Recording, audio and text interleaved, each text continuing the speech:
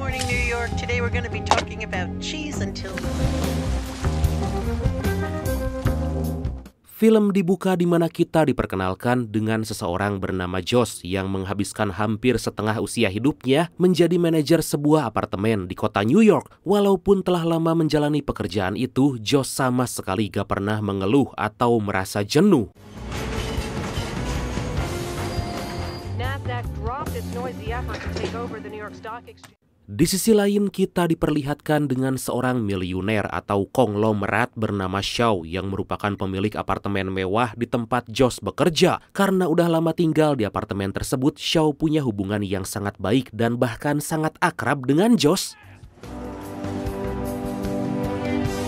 Dan inilah Tower Haze.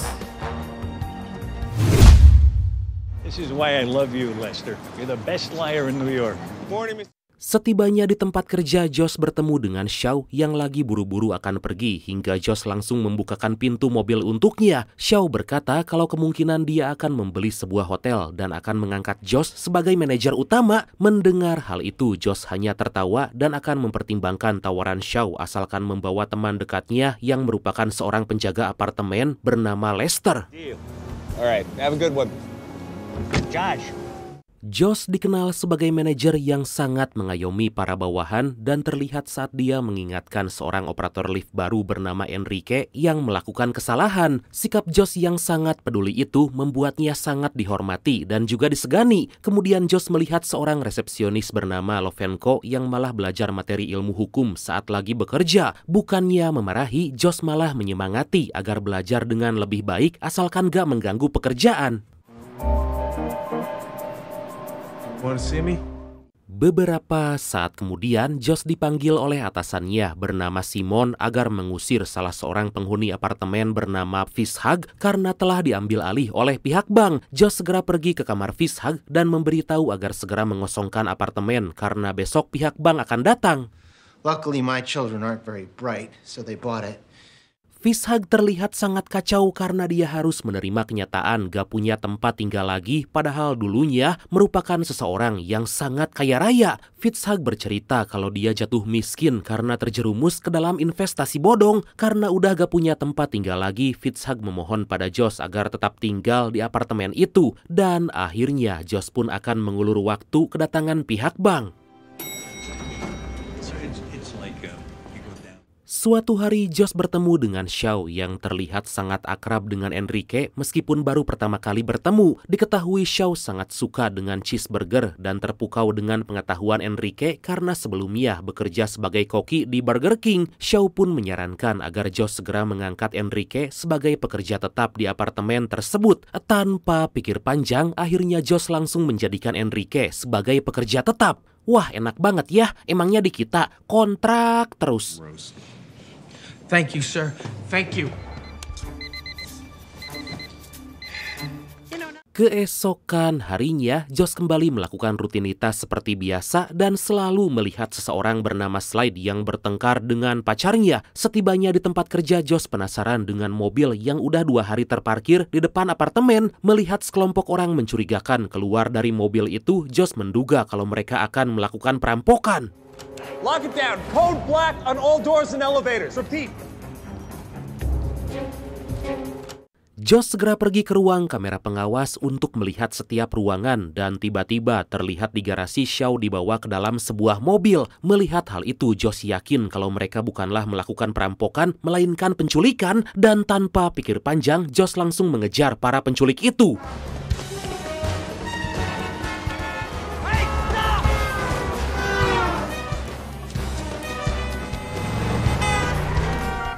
Dengan sekuat tenaga, Josh terus mengejar mobil tersebut, tapi kemudian melihat banyak anggota FBI yang malah menangkap Shaw, Josh tentu sangat kebingungan. Seorang agen FBI bernama Claire memberitahu kalau itu bukanlah penculikan, melainkan aksi melarikan diri karena Shaw menjadi tersangka penipuan dan bisnis investasi bodong. Josh hanya terdiam karena gak menyangka kalau Shaw ternyata merupakan seorang penipu.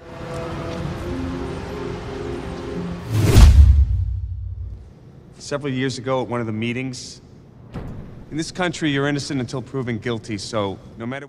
Beberapa saat kemudian, Josh memberitahu semua pekerja tentang apa yang telah terjadi pada Shaw. Josh berkata kalau dia telah menunjuk Shaw untuk mengurusi semua uang pensiunan para pekerja dan menginvestasikan semua uang itu agar menjadi lebih banyak. Tapi sangat disayangkan, ternyata niat baik Josh malah membuat semua uang pensiunan para pekerja hilang. Mendengar hal itu, semua pekerja terlihat sangat bersedih karena uang untuk masa tua mereka hilang begitu aja.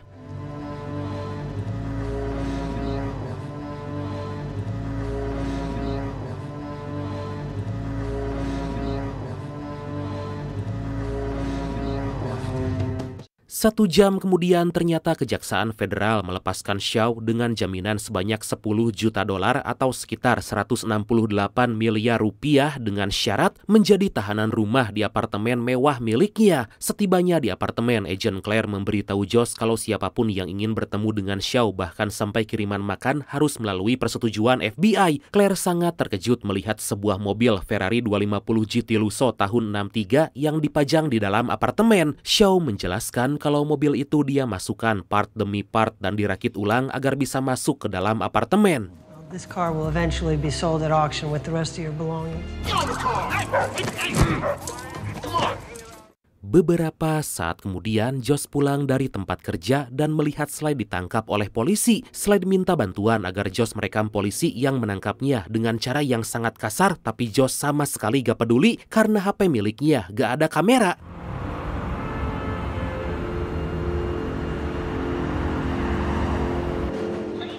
Sementara itu, Lester merasa sangat putus asa karena semua uang pensiunannya telah hilang hingga akhirnya memutuskan bunuh diri dengan menabrakkan diri ke kereta. Dalam kejadian tersebut, beruntung Lester masih bisa diselamatkan dan langsung dibawa ke rumah sakit.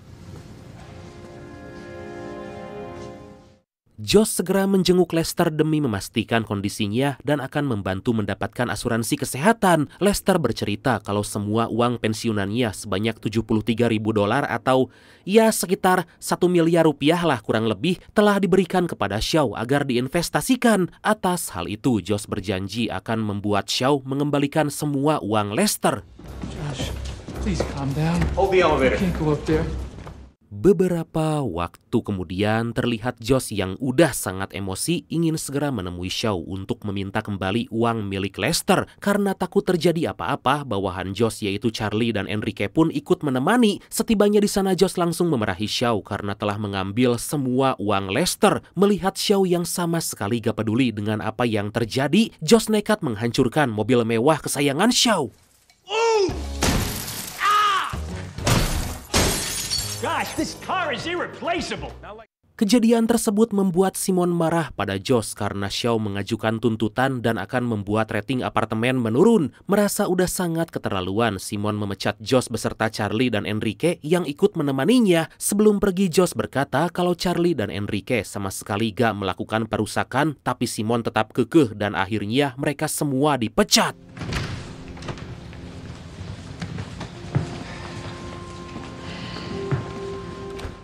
Kabar dipecatnya Josh membuat para pekerja lain sangat bersedih karena selama ini Josh merupakan manajer yang sangat-sangat baik. Josh minta maaf pada Charlie dan akan membantunya karena ulahnya telah membuat Charlie dipecat.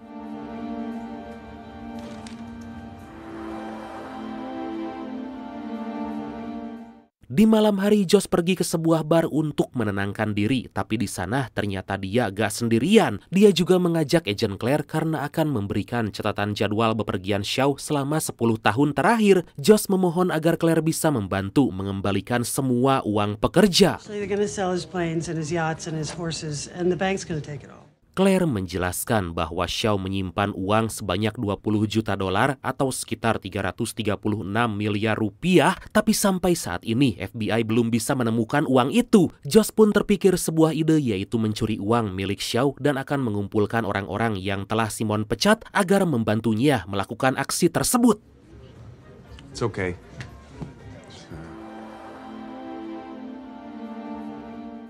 Josh kembali ke tempatnya bekerja dulu untuk mengambil buku berisi catatan pembelian Shaw. Josh sempat gak diperbolehkan masuk, tapi karena dia punya kartu as temannya, akhirnya dia pun diizinkan masuk asal jangan lama-lama. Josh langsung mengambil catatan pembelian milik Shaw yang ternyata belum lama ini Shaw membeli sebuah brankas.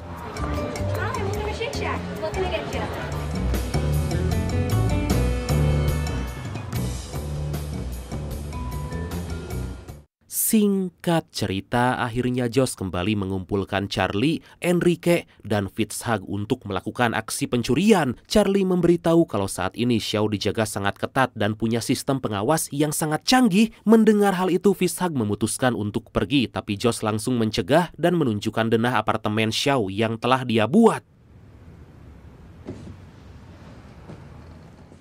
Josh tahu kalau beberapa tahun yang lalu Shaw merenovasi apartemennya, tapi gak merobohkan dinding yang ada di tengah apartemen. Josh menduga kalau brankas berisi uang disembunyikan dalam dinding apartemen tersebut.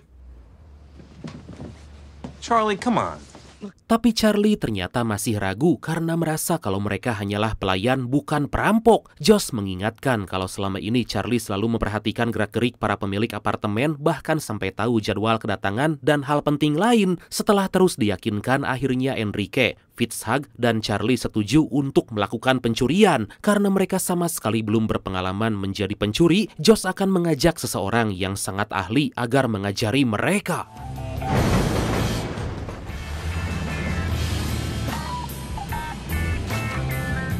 Keesokan harinya, Josh pergi ke sebuah penjara untuk mengajak perampok dan pencuri handal yang ternyata orang itu adalah Slide. Josh sangat bersungguh-sungguh ingin melakukan pencurian sampai rela harus membayar tebusan kepada polisi agar membebaskan Slide. Meskipun setiap pagi selalu bertemu, Slide sama sekali gak kenal Josh dan sontak dia pun curiga kalau Josh punya niat jahat kepadanya. Josh bercerita kalau sejak kecil mereka saling mengenal dan karena hal itu Josh ingin mengajak Slide untuk melakukan sebuah aksi pencurian. Mendengar kalau uang yang akan dicuri itu sangat banyak, tentu Slide tergoda dan memutuskan untuk ikut bergabung. Guys, this is my friend Slide. Beberapa saat kemudian, Josh mengajak Slide bertemu dengan 3 rekan lain, tapi ternyata Slide tahu kalau mereka bukanlah orang yang berpengalaman. Josh berkata kalau Slide belum sepenuhnya kenal dengan mereka, dan untuk membuktikan kelayakan, Slide meminta agar mencuri sesuatu yang bernilai lebih dari $50 dalam waktu 15 menit. Sebelum beraksi, Slide meminta agar mereka semua menyimpan dompet untuk menghindari kecurangan. Tanpa berlama-lama, mereka berempat langsung beraksi untuk membuktikan kalau mereka betul-betul layak menjadi seorang perampok. Wah, bisa gitu ya.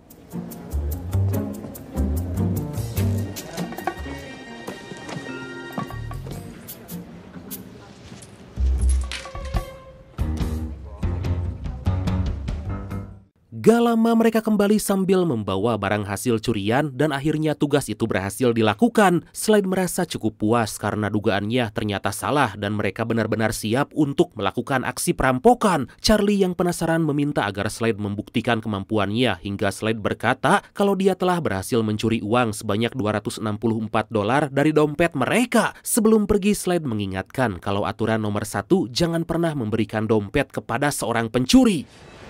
Later, bitches. Keesokan harinya, Slide mengumpulkan tim karena akan memberikan studi lanjutan. Anjir, kok studi lanjutan, ha? Masa mencuri ada studi lanjutan? Yaitu membuka pintu dengan jepitan rambut. Slide menjelaskan kalau dalam melakukan perampokan, keadaan dapat berubah dengan sangat cepat dan karena hal itu mereka harus tetap berpikir jernih meskipun dalam kondisi kedinginan. I'm gonna be inside having sex with Rita. Singkat cerita, akhirnya mereka berhasil menyelesaikan studi dan tugas itu dan kembali berkumpul untuk membuat rencana pencurian. Josh yang telah tahu sistem pengawas di apartemen tersebut dengan mudah menjelaskan cara agar mereka bisa masuk tanpa tertangkap. 127 NYPD makes third pass in front of the building. Fucking Gak lama mereka semua pergi ke gedung yang berada di depan untuk mengawasi keadaan sekitar. Saat melakukan pengintaian, tiba-tiba Charlie memberitahu istrinya hingga Charlie langsung dimarahi karena bisa-bisanya membocorkan aksi yang akan dilakukan. I didn't tell what restaurant we were at. You said the restaurant across from the tower. I didn't say... Kemudian mereka kembali berkumpul demi memastikan semua persiapan karena gak lama lagi aksi pencurian akan dilakukan. Josh yang sebelumnya menugaskan Enrique agar membeli masker ski, ternyata malah membeli topi ski hingga Josh langsung memarahinya. Tiba-tiba Fitzhugh menanyakan apa yang akan dilakukan setelah uang itu berhasil diambil. Kemudian Josh akan menugaskan Slade untuk menyimpan uang itu selama seminggu agar gak dicurigai. Tentu Enrique merasa gak percaya karena bisa aja Slade membawa uang tersebut dan menikmatinya sendirian. Merasa tersinggung, Slade langsung menodongkan senjatanya kepada Enrique.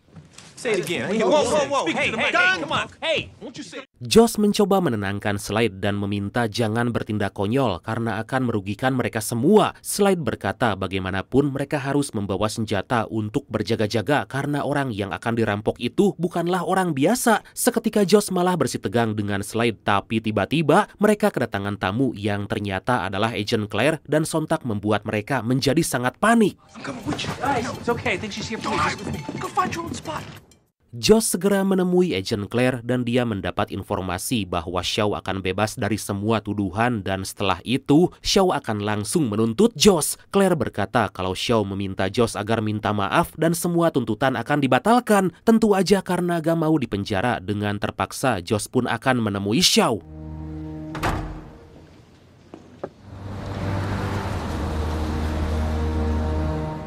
Setibanya di apartemen, Josh minta maaf karena telah membuat kekacauan dan menghancurkan mobil Shaw. Mendengar hal itu, Shaw pun menawari Josh untuk menjadi penjaga apartemen agar bisa kembali mendapatkan kepercayaan darinya. Getting away with it.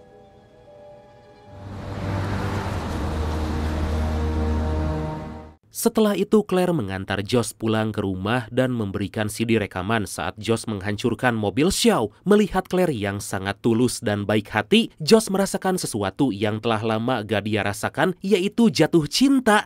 Aduh, sebelum pergi Josh mengajak Claire makan malam dan secara gak diduga ternyata Claire menerima ajakan itu. Good.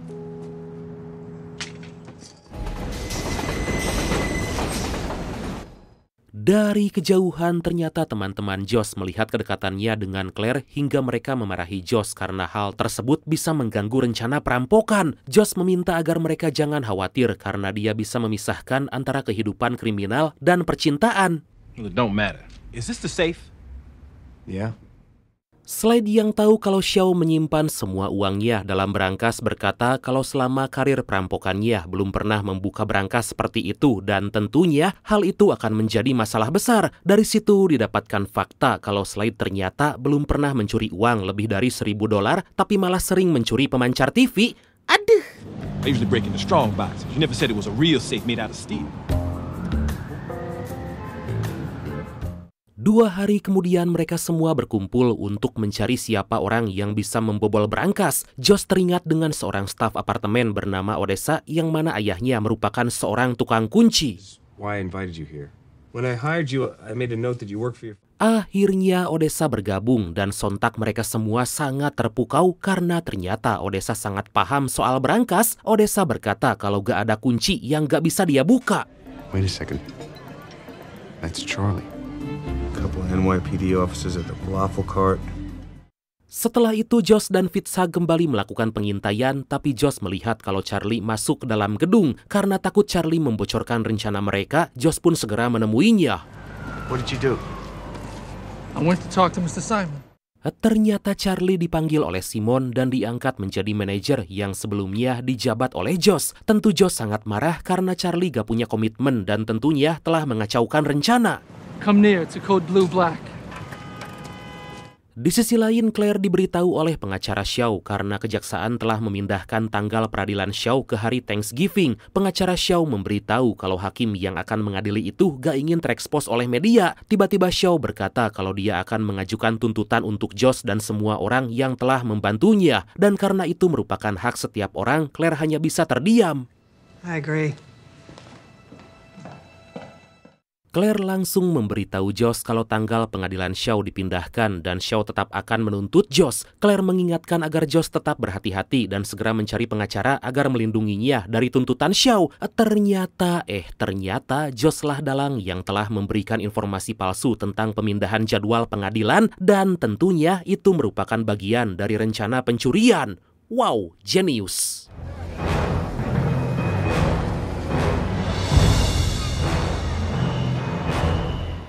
Keesokan harinya mereka bersiap karena hari ini aksi pencurian akan dilakukan. Josh menugaskan Enrique agar mengambil HP milik istri Charlie agar bisa mengirimkan pesan palsu hingga Charlie bisa pergi dari apartemen. Kemudian Odessa yang masih bekerja di apartemen ditugaskan agar mengawasi Shaw dan para FBI.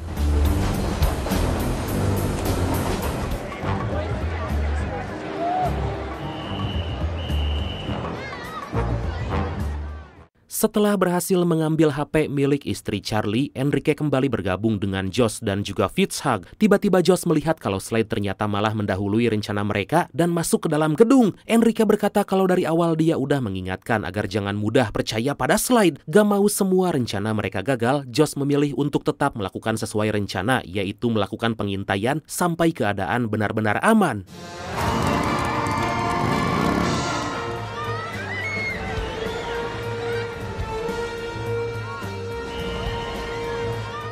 Gak lama akhirnya mereka berhasil masuk ke dalam gedung dan segera menuju apartemen atau ruangan Shaw. Untuk mengalihkan perhatian, Odessa membuat perayaan ulang tahun seorang staf. Padahal hari itu bukanlah hari ulang tahunnya. Josh melihat Slade dan Simon yang akan pergi ke apartemen Shaw dan karena gak ada pilihan lain, Josh pun pergi dengan menaiki tangga. Gak mau Slade tiba lebih dulu, Josh langsung mematikan lift hingga membuat Slade terjebak.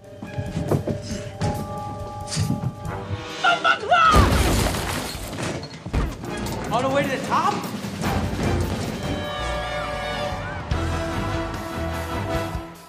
Setelah melewati ratusan anak tangga, akhirnya Josh, Enrique, dan Fitzhugh tiba di apartemen Shaw. Agar aksi pencurian itu gak ketahuan, mereka langsung menutupi semua kamera pengawas. Mereka terus mencari berangkas hingga akhirnya Josh berhasil menemukan berangkas milik Shaw. Tapi secara tiba-tiba, Slade ada di sana dan menodongkan senjata.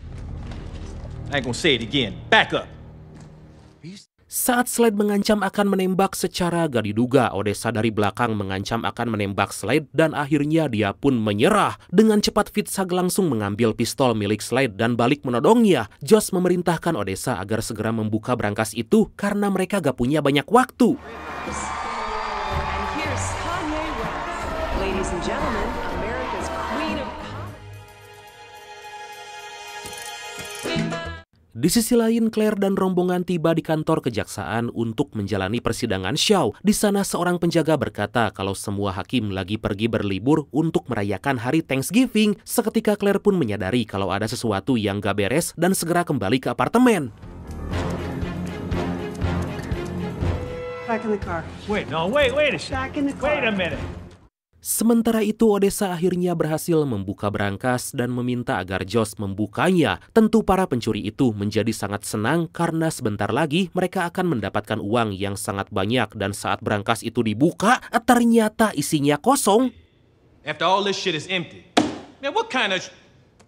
Merasa sangat kecewa, Slade meminta agar Fitzhugh mengembalikan pistol miliknya. Tapi karena takut Slade menyerang balik, Fitzhugh berusaha mempertahankan hingga secara gak sengaja pistol itu meletus dan hampir aja mengenai Josh. Melihat peluru yang mengenai mobil Ferrari milik Shaw, seketika Josh menyadari kalau ada sesuatu yang sangat berharga di balik mobil itu. Ternyata mobil kesayangan Shaw tersebut terbuat dari emas dan ditaksir bernilai 45 juta dolar atau sekitar 750 miliar rupiah. Wow! Jesus. $45 million? Give or take 10 million. Josh berkata kalau sebaiknya mobil tersebut dibawa keluar gedung. Setelah tahu berapa berat mobil itu, mereka pun berencana untuk menurunkannya menggunakan derek.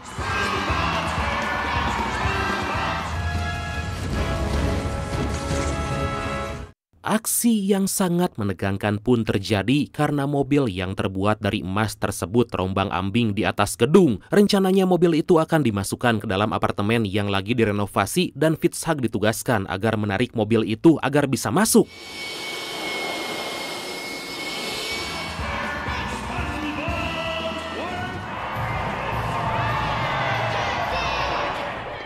Menyadari bahwa Fitzhugh merasa panik, Josh dan Slade segera membantu Fitzhugh menarik mobil. Saat akan keluar, tiba-tiba seseorang berusaha masuk ke dalam apartemen Shaw dan karena gak ada pilihan lain, mereka berdua turun melewati tali derek.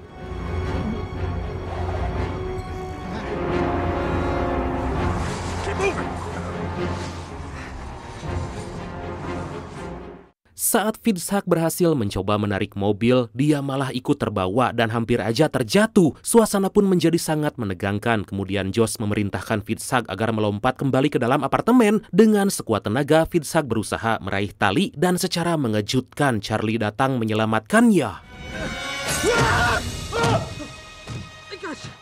Setelah berjuang mempertaruhkan nyawa, pada akhirnya mobil itu berhasil dimasukkan. Tanpa berlama-lama, mereka langsung membawa mobil tersebut turun menggunakan lift. Dari dalam mobil, Josh menemukan buku berisi catatan rahasia milik Shaw dan sontak dia pun langsung membawanya.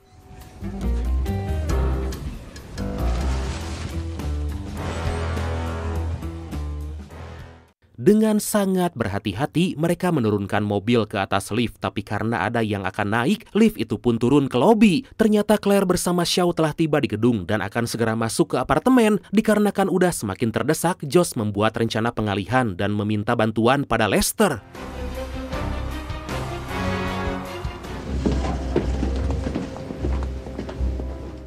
Claire akhirnya tiba di apartemen dan merasa kaget karena ternyata selama ini Shaw menyembunyikan sebuah berangkas. Karena hal itu, Claire pun akan mengembalikan Shaw ke penjara federal dan uang jaminan akan dihanguskan. Tapi Shaw sama sekali gak peduli dan lebih mementingkan di mana mobilnya. Para FBI pun langsung meminta pihak keamanan gedung agar menutup semua pintu keluar.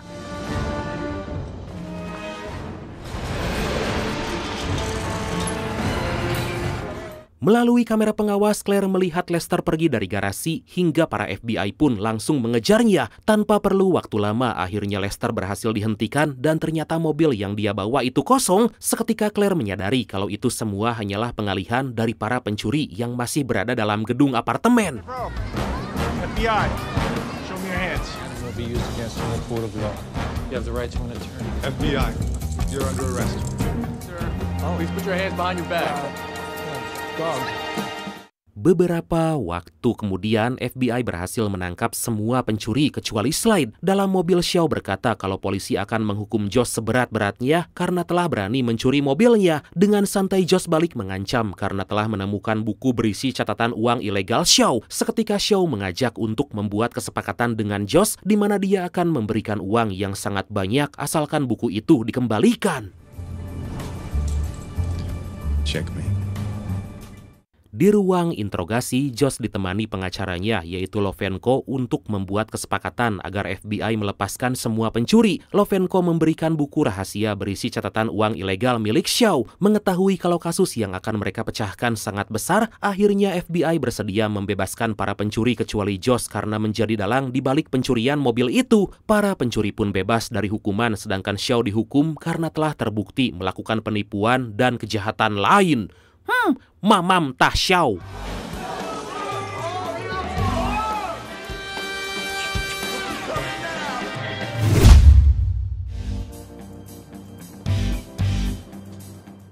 Beberapa waktu kemudian, para perampok kembali berkumpul di atas gedung apartemen. Ternyata selama ini mereka menyembunyikan mobil hasil curian dalam kolam apartemen. Mereka pun membagikan setiap part mobil yang terbuat dari emas itu kepada para korban penipuan dan para pekerja apartemen. Ada yang dapat velg, setir, dan lain-lain lah pokoknya mah. Dan akhirnya film ini pun tamat.